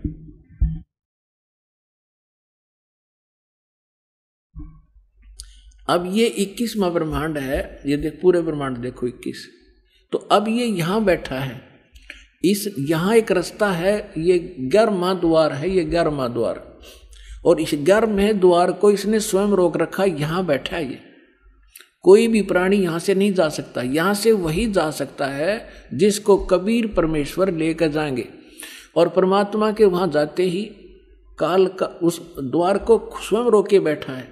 जब वहाँ यहाँ से हम जाएंगे भक्ति इस भगवान के मंत्र के आधार से, तो इसका सिर झुक जाता है ऐसे अपने आप, और इसके सिर पे पैर रख के, और तब हम इस अक्षर पुरुष के लोक में प्रवेश करते हैं। यहाँ काल ने ये वो 11वां द्वार है, और वो ये अब यहाँ लेंगे हम पूरे ब्रह्मांड। ये 21 ब्रह्मांड काल के हैं, ब्रह्म के, और ये है 11वां द्वार। इसमें प्रवेश किए ये अक्षर पुरुष के 7 शंख ब्रह्मांड हैं, ये छोटे छोटे 7 शंख ब्रह्मांड, और ये है वो 12वां द्वार। ये है 12वां द्वार, इससे प्रवेश पार करके तब हम यहाँ सतलोक में परमात्मा के चरणों में पहुँचेंगे। और ये असंख्य ब्रह्मांड है ये परमात्मा के, असंख्य। ये तो थोड़ा सा क्षेत्र रह जाता है इनका, ये इतना का क्षेत्र है बस, सरपुरुष और अक्षर पुरुष का दोनों का मिला के। और ये असंख्य ब्रह्मांड का ये मालिक, ये पूर्ण ब्रह्म सत्य पुरुष है। तो ये 12वां द्वार पार करके हम सतलोक में प्रवेश करेंगे। अब आपने देखा परमात्मा ने बताया कि इस ब्रह्मा विष्णु महेश की उत्पत्ति कैसे हुई, और अब थोड़ा सा हिंट इन पुराणों से देना पड़ेगा ताकि आपका विश्वास दृढ़ हो। पुण्यात्माओं, यदि इस जीवन में आपको कोई विशेष काम है तो ये है परमात्मा को समझना, जानना और मोक्ष प्राप्त कराना। जब भगवान आपको मिल गया, सत्साधना आप करते हैं, तो आपके जो भौतिक लाभ हैं वो तो ना चाहते हुए भी आपको मिलेंगे। परमात्मा आपको सारे सुख भी देगा आपको भक्ति कराने के लिए। जैसे हम अपने बच्चों को शिक्षा ग्रहण कराने के लिए कितनी सुविधा देते हैं, स्वयं हम मजदूरी करते हैं और बच्चों को बढ़िया ड्रेस देते हैं, उनको गाड़ियों में भेजते हैं, और 15-20 वर्ष तक बच्चे तो पढ़ो और अपना कल्याण कराओ। तो ये परमात्मा ने आपको ये ड्रेस जो दी है मनुष्य की, ये विद्यार्थी को आप विद्यार्थी हैं, और जब आप सही विद्या ग्रहण करोगे, परमात्मा अनुकूल चलोगे, तो आपको सारी सुविधा ऑटोमेटिकली मिलेंगी।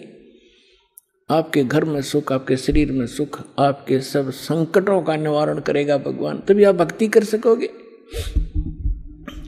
तो इसके लिए आपने अच्छा समय निकालना पड़ेगा। ये देखिएगा, ये श्री शिव पुराण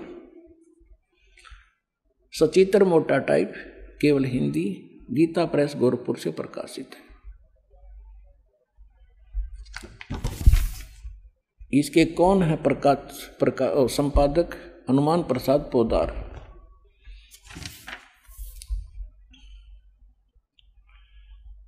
ये प्रकाशक मुद्रक हैं, गीता प्रेस गोरखपुर, गोविंद मोहन कार्यालय कोलकाता का संस्थान। अब यहां देखिएगा, ये 98-99 पृष्ठ पर हम पढ़ेंगे रुद्र संहिता, संक्षिप्त शिव पुराण, और ये 98 पे यहाँ नीचे से 5वां अध्याय है। अपने पुत्र नारद की यह बात सुनकर लोक पितामह ब्रह्मा वहां इस प्रकार बोले। अब 99 पर आ गए हम। ब्रह्मा जी ने कहा, ब्रह्मन देव शिरोमणे, तुम सदा समस्त जगत के उपकार में लगे रहते हो। तुमने लोगों के हित की कामना से बहुत उत्तम बात पूछी। अब नारद जी ने क्या पूछा था कि पिताजी, अपने पिता ब्रह्मा से, कि मुझे सृष्टि रचना सुनाओ। अब यो लगा सृष्टि रचना सुना। देखिएगा, जिस समय समस्त चराचर जगत नष्ट हो गया था, सर्वत्र केवल अंधकार ही अंधकार था, न सूर्य थे न चंद्रमा आदि आदि, उस समय तत् सत ब्रह्म, इस श्रुति में जो सत सुना जाता है एकमात्र वही शेष था। ठीक, अब ये देखिए क्या सट्टे मारेगा है।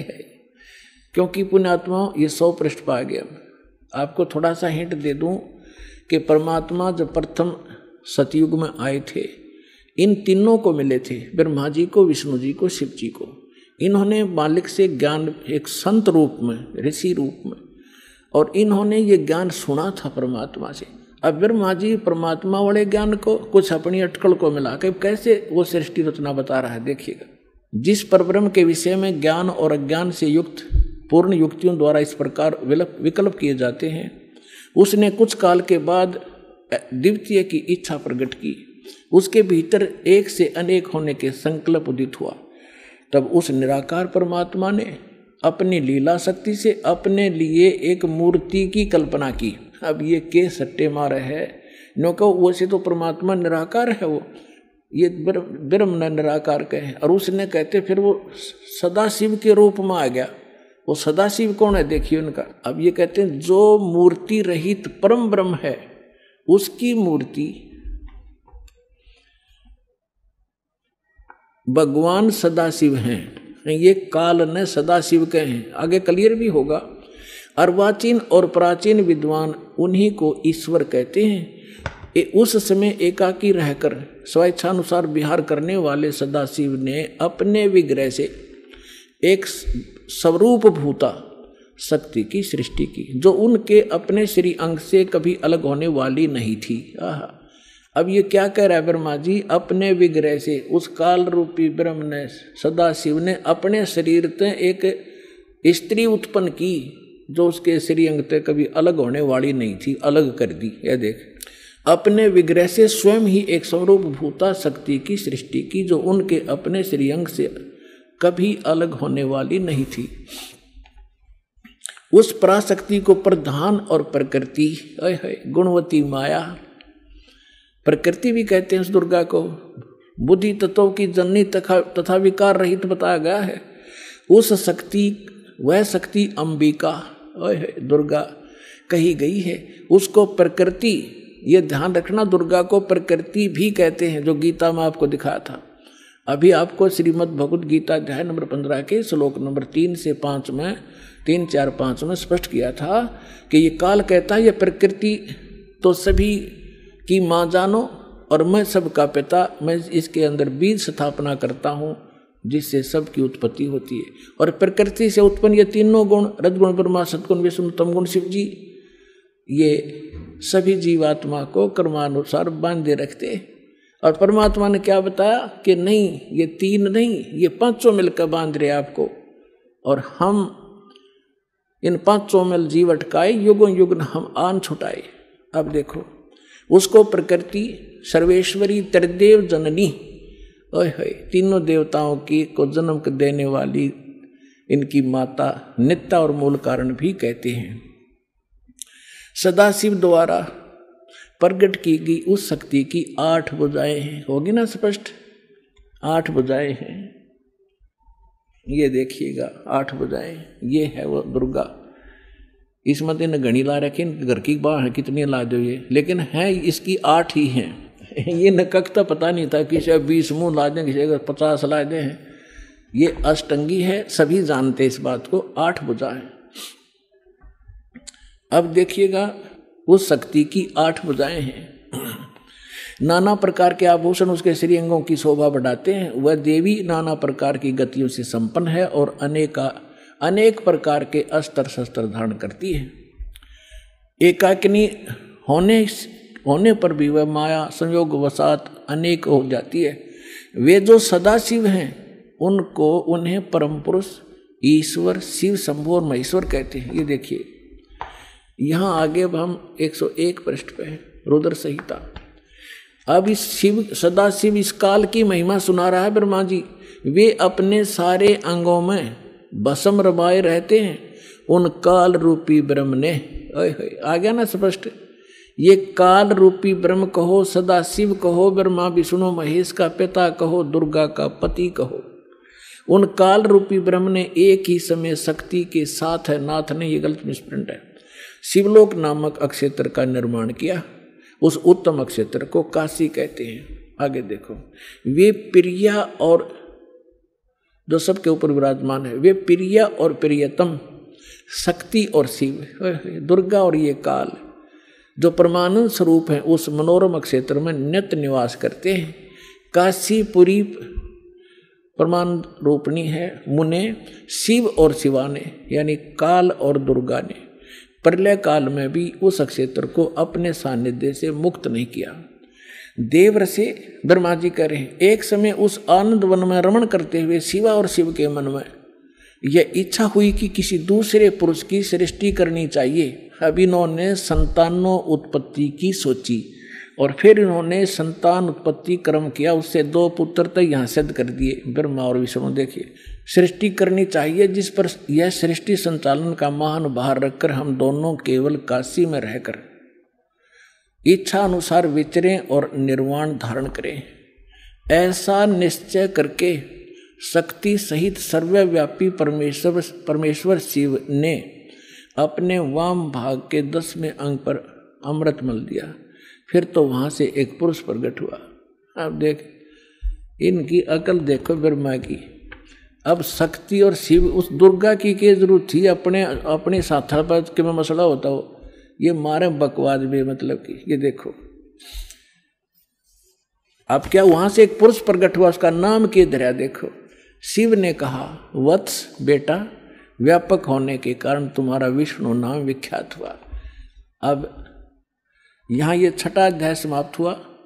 अब 7वें में क्या कहा? ब्रह्मा जी कहते हैं, देवर से जैसे विष्णु की उत्पत्ति करी दुर्गा और काल ने मिलकर, तत्पश्चात कल्याणकारी परमेश्वर सांब सदाशिव ने, उस काल रूपी ब्रह्म ने पूर्ववत प्रयत्न करके मुझे अपने दाहिने अंग से उत्पन्न किया। अब पुण्यात्मो, अब यहाँ ब्रह्मा और विष्णु की तो उत्पत्ति बता दी, यहाँ विचलित हो गया ये शिव पुराण का अनुवाद करता, इसने यहाँ गोल मोड़ कर दिया। लेकिन कहते हैं, चोर चुरावे तोमड़ी और गाड्डे पानी में, वो गाड्डे हुआ ऊपर आवे, सच्चाई छनी ना। कहाँ तक छुपाएंगे? अब दिखाता हूँ आपको, कल भी दिखाया था, आज फिर दिखाऊंगा। क्योंकि पुण्यात्माओं, एक सिलेबस होता है क्लास का, बच्चे रह रहकर टीचर उनको बार बार रिवाइज कराते हैं, उसका रिपीटेशन करवाते हैं, आवृत्ति कराते हैं, जब जाकर वो बच्चे उससे परिचित होते हैं। तो दास एक टीचर है, आप विद्यार्थी हैं, सौभाग्य आपका, आपके इसमें प्रवेश पा लिया, तो इसको सफल करो। हम एक रोजी रोटी के लिए और 20 वर्ष तक बच्चों को पढ़ाते हैं, जब हो सकता किसी को मिले रोटी रोजगार ना मिले, बाकी हम फिर भी उसमें लगाए रहते हैं। और ये तो एक अनमोल वस्तु, इस भक्ति और इस इस कमाई का तो ये तो निष्फल जा ही नहीं सकती। तो इसलिए आप इसमें एक विशेष रुचि लो। अब देखिएगा, यही शिव पुराण, इसमें है एक विद्वेश्वर संहिता, थोड़ी सी झलक दूंगा, बस ज़्यादा समय नहीं लूंगा। एक समय ब्रह्मा और विष्णु की लड़ाई होगी, झगड़ा, युद्ध। ब्रह्मा कह रहा था मैं तेरा बाप, विष्णु बोला मैं तेरा बाप। इसी बात पर इनका युद्ध हो गया, लंबी कहानी है। तो इस काल ने सोचा ये लड़के मर जाएंगे, इनके बीच में एक लिंग खड़ा कर दिया, सफेद तेजों में पिलर, बहुत लंबा चौड़ा। ये युद्ध भूल गए आपस में, उसका और छोर खोजने में लग गए। लंबी कहानी है। फिर यूं आ गया अपने पुत्र सदाशिव का रूप धारण करके। इसने प्रतिज्ञा कर रखी है मैं अपने यथार्थ रूप में कभी किसी के सामने नहीं आऊंगा। तो ये किसी को विष्णु रूप में दर्शन देता है, या किसी को शिव रूप में, किसी को ब्रह्मा रूप में। तो वहां ये शिव रूप धारण करके आ गया। अब देखिए विद्वेश्वर संहिता, और ये है संक्षिप्त शिव पुराण 24वां पृष्ठ। यहाँ इन दोनों का झगड़ा हो रहा था, बीच में इसने ये सतम खड़ा कर दिया। अब यहाँ आ जाते हैं। ब्रह्मा और विष्णु ने पूछा प्रभो, इस ज्योत निरंजन काल से सदाशिव से सृष्टि आदि 5 कर्तों के लक्षण क्या है, यह हम दोनों को बताइए। भगवान शिव बोले, ये काल रूपी ब्रह्म बोला, मेरे कर्तों को जानना अत्यंत गहन है, तथापि मैं कृपा पूर्वक तुम्हें उनके विषय में बता रहा हूं। आगे चलेंगे। अब हम आगे 26 पृष्ठ पे। इसने कहा कि पुत्रों, अब हो गया ना इनका बाप ब्रह्मा विष्णु महेश का पिता है ये। पुत्रों, तुम दोनों ने, ब्रह्मा और विष्णु ने तपस्या करके प्रसन्न हुए मुझ परमेश्वर से सृष्टि और सतिथि नामक 2 कृत प्राप्त किए। ये दोनों तुम्हें बहुत प्रिय। इसी प्रकार मेरी विभूति स्वरूप मेरे जैसी शकल के रुद्र और महेश्वर ने, यो ने है, 2 अन्य उत्तम कृत संहार और त्रोभाव मुझसे प्राप्त किए हैं। यो 5वां कौन है? ये 4 तो ब्रह्मा विष्णु महेश और रुद्र हो गए। इस महेश का, इसी का एक शकल है रुद्र, और वो 11 रुद्रों का कंट्रोलर है वो रुद्र, वो अलग है। और ये ब्रह्मा विष्णु महेश ये अलग है। तो ये 5वां जो बोल रहा है यू है काल दुर्गा का पति। अब हमने यहां से इतना ही लेना था। अब आपको जो दास ने अभी दिखाया था, ये पहले दास ने परमात्मा के द्वारा बताई सृष्टि रचना सुनाई, और अब इन सदग्रंथों में प्रमाणित हो रही है। तो इससे क्या सिद्ध हो गया कि कौन है, कौन ब्रह्मा का पिता है और कौन विष्णु की माँ, शंकर का दादा कौन है, हमको देव बता।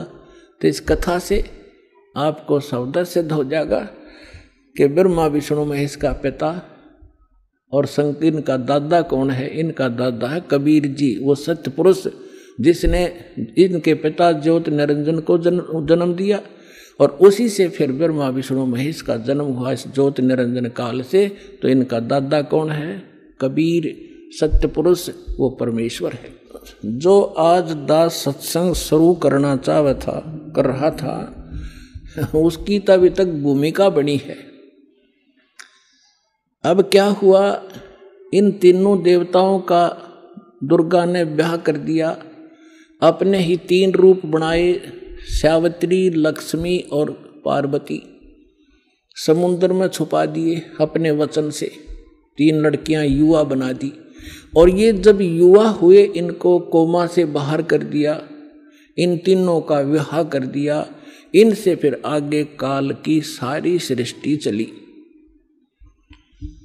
अब दास तो आज प्रसंग शुरू किया था, वही शुरू होगा मेरा तय काम जो बताना चाहूँ था।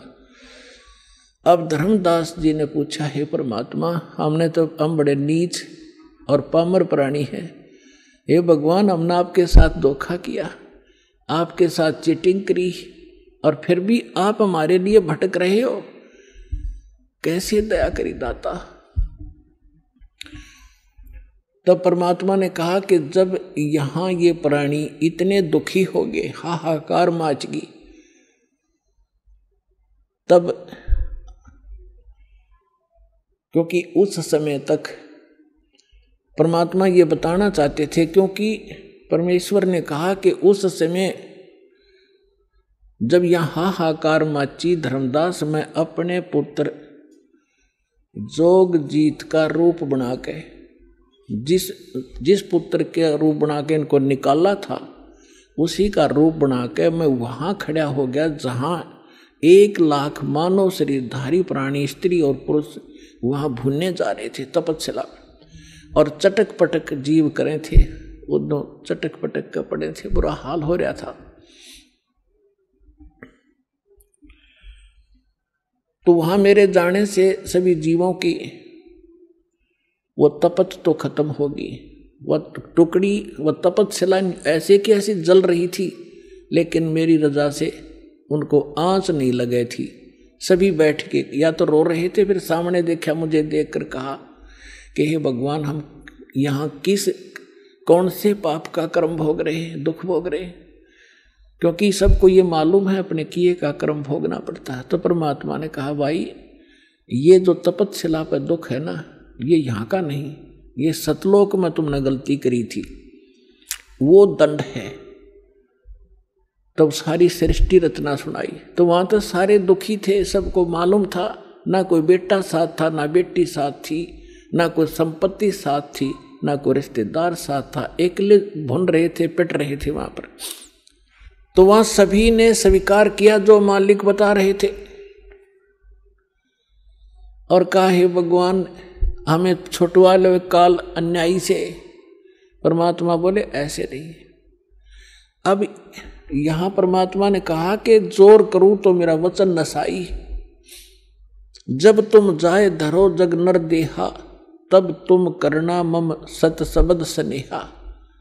जब तुम संसार में जाओ, मनुष्य शरीर प्राप्त हो, और मेरा कोई दास इस सच्चे ज्ञान को और सत्य नाम को सुना रहा हो, बता रहा हो, तब उसकी शरण में चले जाना, तब तुम्हारा मोक्ष होगा, ना तो नहीं हो सकता।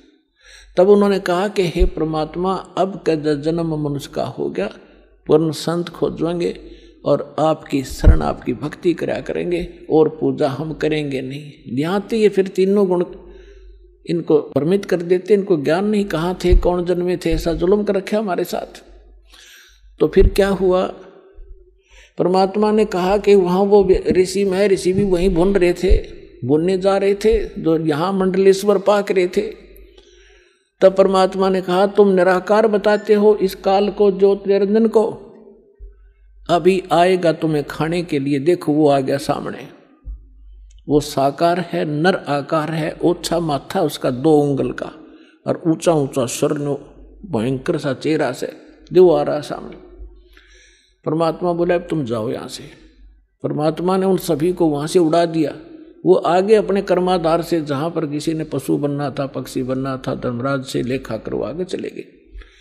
अब जब उस काल ने देखा सामने भगवान खड़े, जोगजीत खड़ा है, जिसने मुझे निकाला था वहां से, इतना तो वो जान गया कि कोई परमात्मा का संदेश लेकर आया है। ये थोड़ा सा उसको डर भी था, कहीं यहां से भी निकालने ना आ गया वो, मैंने ये गलती, मैं ये इनको दुखी कर रहा हूं। फिर भी उसने हिम्मत करके पूछा कि जोगजीत, तू यहां क्यों आया? परमात्मा का कोई वचन है तो मुझे बता, आदेश दे, और आज तुझे मैं ठीक करूंगा। तूने वहां से मुझे मार कर निकाला था, और आज तू मेरे लोक में कैसे आ गया? तब परमेश्वर के रूप में, जोगजीत रूप में खड़े परमात्मा ने कहा कि परमात्मा का आदेश लेकर मैं आया हूं, और आपने सभी प्राणियों का कैसी दुर्गति कर रखी है, बुरा हाल कर रखा है। कोई गधा बना दिया, कोई कुत्ता बना दिया, किसी की टांग कट गई, किसी को कैंसर हो गई, किसी का बेटा मर गया, किसी की बेटी विधवा, ऐसा जुल्म। तो ये क्या कहता है कि मैं तो सत का राज करता हूं, जो जैसा कर्म करता अपना भोग रहा है, मैं क्या करूं? और इसने अपना एजेंट छोड़ रखा मन, आत्मा के साथ, ये सारे उल्टे काम करावे और आत्मा के सिर दर दे कि यू इसने कराया। तो परमात्मा ने कहा कि जो निरंजन, अब मैं किस लिए आया हूं ये और बता दूं? कहाँ बता दे। मैं नीचे जाऊंगा और त्रिपोल पाड़ूंगा और बताऊंगा ये भगवान नहीं है, ये काल है, ये तुम्हारा दुश्मन है, तुम्हें अपने आहार के लिए रोके हुए है, तुमसे ही बच्चे पैदा करवाता है, ये खुद खाता है। जैसे कसाई बकरे पाला करता है, नर और मादा बकरे छोड़ देता है, वो उत्पत्ति करते हैं अपनी ममता में और विषय वासनावश होकर, और खाता कसाई है। तो ऐसा है, ये जाकर बताऊंगा। अपने आत्माओं, इस बात ने सुनकर भयंकर हो गया काल। और परमात्मा कहते, धर्मदास मेरे ऊपर ऐसे टूट के पड़ा जैसे अब मार देगा मैंने। और पुण्यात्मा, यह परमात्मा हमें सतर्क करते, हमें याद दिलाना चाहते, कभी भी कोई आपत्ति आवे, आपको जो मंत्र प्राप्त हो, प्रथम हो प्रथम और द्वितीय हो द्वितीय और तीनों मिल रहे हो तो सार नाम का सिमरण करें। ऐसी किसी प्रकार की आपदा हो, एक बार जरूर सिमरण याद कर लेना। तो कहा कि मैंने सतनाम का सुमन शुरू किया सांस उश्वास से। तो उसी समय ये काल या तो मुझे मारने के लिए झपटा था, ऐसे गिर गया जैसे पक्षी की पांख कट जाया करे और पड़ा पड़ा तड़प रहा है। ऐसा डर गया कि वहां से भाग के पाताल में गिर गया। तो इसको पाताल से लिया निकाल के मैं और कहा चल ऊपर। तब ये घबरा गया घना, मेरे पैर पकड़ लिए और कहा कोई बात नहीं, आप बेशक नीचे चले जाना, लेकिन एक अर्ज है मेरी, 3 युगों में जीव कम ले जाना और चौथे युग में कितने जीव ले जाना। तो परमात्मा ने कहा ठीक है। और दूसरा ये कहा कि मेरा ज्ञान जो माने वो हमारा, आपके ज्ञान को जो माने वो आपका, बलपूर्वक ना ले जाना। तो परमात्मा ने कहा ठीक है तथास्तु। जब सारे वचन भरवा लिए फिर बदल गया गिरगिट की तरह, कहने लगा कि बेशक चले जाना जोग जी, चौथे युग में इन जीवों को इतना कंडम कर दूंगा, ये भक्ति योग नहीं रहेंगे, इनको सब उल्टी साधना पर लगा दूंगा, देवी देवता पत्थर पहाड़ों की पूजा में इनको व्यस्त कर दूंगा, और जब तुम जाओगे तुम्हारी कोई नहीं सुनेगा। परमात्मा बोले आप अपना काम करियो और हम अपना करेंगे। तब क्या कहा था परमेश्वर ने कि चौथा युग जब कलयुग आई, तब हम अपना अंश पठाई, काल बंद छूटे नर लोई, सकल सृष्टि परवानिक होई, घर घर देखो बोध विचारा, सतनाम सब ठोर उचारा, 5500 पाचा, तब ये वचन मेरा होगा साचा, कलयुग बीत जावे जब एता, सभी प्राणी परम पुरुष पद चेता। तो परमात्मा ने कहा था कि चौथा युग जब कलयुग आवेगा तब हम अपना एक दास भेजेंगे। अब वहाँ काल के सामने परमात्मा ने कहा कि हम अपना दास भेजेंगे। और कबीर वाणी चैप्टर में परमात्मा ने धर्मदास जी से, जब धर्मदास जी घने चिंतित हो गए थे कि हे परमात्मा आपने सतनाम और सारनाम गुप्त रख दिया और इसके बिना मोक्ष नहीं हो सकता, आपने मुझ किंकर के ऊपर दया करी दास पे, और 42 वंश भी पीढ़ी बख्श दी, मेरी वंश चलेगा। तो हे परमात्मा सारनाम और सतनाम बिना पार नहीं हो सकते, तो मेरे बच्चे कैसे पार होंगे? ऐसे कलेजा पकड़ कर बैठ गया। परमात्मा ने सोचा भाई घना दुखी हो गया। तब परमेश्वर ने कहा कि सुन ले, काल ने क्या कहा था, 12 पंथ करूं मैं साजा, नाम तुम्हारा ले करूं आवाजा, 12 पंथ नाम जो लेगी, हमरे मुख में आन समोही, जाओ जोग जीत संसारा, जीवन माने कहा तुम्हारा, जीव तुम्हारा कहा न माने, हमारी ओढ़ हो बाद बखाने। अब इतना समय नहीं रहा, मैं वो सारे प्रमाण आज नहीं दिखा पाऊंगा आपको कि 12 पंथ कौन कौन से हैं। तो 12 पंथ, 12वां पंथ गरीबदास पंथ बताया है, लिखा कवि सागर में। तो परमात्मा ने कहा तू चिंता ना करे धर्मदास, जब 5500 वर्ष कलयुग बीत जाएगा, तब इस या बिचली पीढ़ी आवेगी, और बिचली पीढ़ी तक यो ज्ञान और तत्वज्ञान और सतनाम सारनाम कति गुप्त रखना है, नहीं तो काल के दूतों का हाथ लग जाएगा, मेरा सारा मिशन खराब हो जाएगा। तो परमात्मा ने देखा कि यो बिल्कुल चिंतित हो गया घना। तब परमेश्वर ने कहा, धर्मदास जब साची बताऊं तेरे ते। तब धर्मदास ने कहा कि भगवान आज कितना अच्छा समय है, कलयुग स्टार्ट है सन 1398 में और 1512 तक, और आज भी लोग ना मानते, और आप कह रहे हो आगे तो भयंकर कलयुग पैदा कर देगा, काल ऐसा जुल्म कर देगा, हाहाकार मच जाएगी, इंसान कृतघ्नी हो जाएंगे। तो उस समय कैसे पार होंगे? आज तो आप भी विद्वान हैं और फिर भी ना मान रहे ये लोग। तो परमात्मा ने कहा, जब 5500 वर्ष कलयुग बीतेगा और ब्रह्मा वंश चल चुका होगा इस काल का, यानी गरीबदास पंथ तक, तो उस ब्रह्म में पंथ में मैं आऊंगा स्वयं, और फिर सभी पंथों को खत्म करके एक पंथ बनाऊंगा, और सारी सृष्टि मेरा ही नाम लेगी। तेरे 42 वंश क्या सारी सृष्टि न पार करूंगा धर्मदास, इन 42 की तो चिंता छोड़ तू। तब उसका दिल डटा था, और काल के सामने परमात्मा ने थोड़ा सा भेद रखा कि मैं अपना अंश भेजूंगा, और वो सारे सूरी सृष्टि को, और घर घर देखो बोध विचारा, और सत नाम सब ठोड़ उचारा। आप देख रहे हो आज ये ज्ञान गंगा घर घर में पहुंच गई है। ना कोई किताब खरीदनी है, इंसान देखा था कितना, या किताब बिकती देखी थी आपने इस गांवों के अंदर, शहरों के अंदर? कोई सब्जी बेचा, कोई प्याज बेचा, कोई तोरी और घिया बेचा, ये तो देखी थी। तो परमात्मा ने कहा था, घर घर देखो बोध विचारा, मेरे इस ज्ञान की चर्चा घर घर में शुरू हो जाएगी, और सारी सृष्टि नाम लेगी, और सतनाम सबको बताया जाएगा, और परमात्मा के उस परम पद की, सतलोक की सबको जानकारी होगी, पूरा विश्व पार करोगे। तो वो समय आ गया है पुणात्माओं, और ये दास है वो परमात्मा का भेजा हुआ दास, और आप सभी पार हो जाओगे। बोलो सतगुरुदेव।